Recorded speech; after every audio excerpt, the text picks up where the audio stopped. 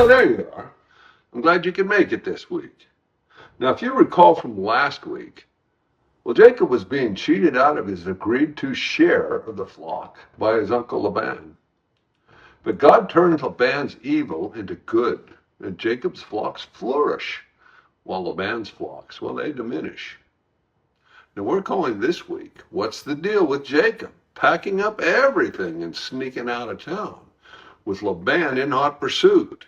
Jacob hears that Laban's sons are upset about the wealth he's gained, believing Jacob has taken advantage of their dear old dad. Now, Jacob attributes his flock's successful breeding to God's guidance and protection, a big shift from depending on his own cleverness and the ability to trick others.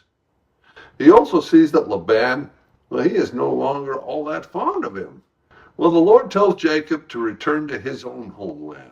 So Jacob summons his wives, and he tells Rachel and Leah that while he had served Laban well for a long time, it's time to skedaddle and get back to Canaan, the land that God has promised to Abraham's descendants.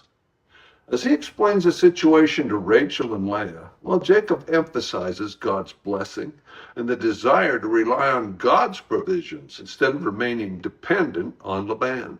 Then, too, is that bit of shenanigans where Laban tried to cheat Jacob. Continuing his explanation, Jacob tells his wives that he had a dream about all male goats that were speckled, spotted, or molted.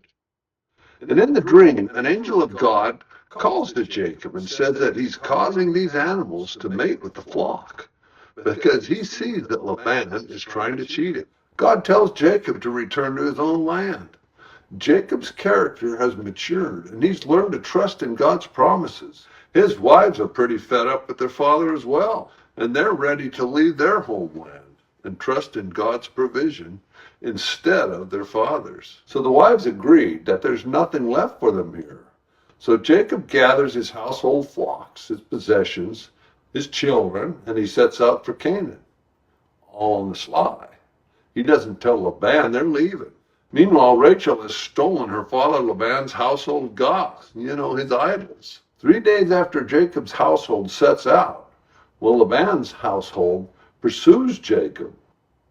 And when Laban overtakes Jacob, he accuses him of deceiving him and fleeing without giving him a chance to say goodbye. He also accuses Jacob of stealing the idols. Of course, Jacob denies this, but he's unaware that Rachel's has sticky fingers. Well, while Laban searches among the tents, Rachel hides the idols in a camel saddle and sits on it.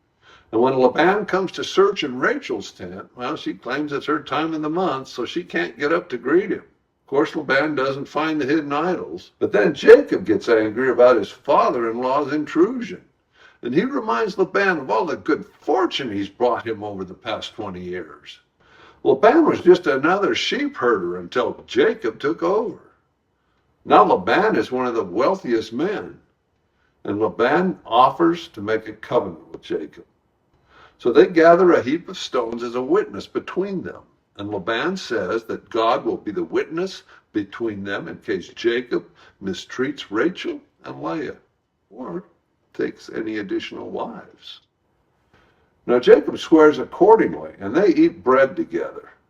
And early the next morning, well, Laban blesses his daughters and grandchildren, and he leaves. Chapter 31 really highlights the clash between the human doubt and divine purpose. Laban is on a quest, and it shows how much he leans on the things of this earth for his control and safety.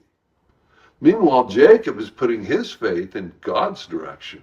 Now, this leaves us with some important questions, and it should make us think about what we truly rely on, material things or the higher power.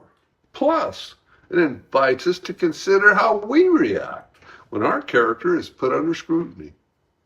So let's reflect on our own choices and the sources of our trust in times of uncertainty.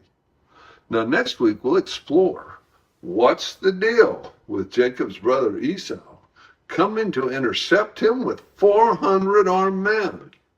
Till next week.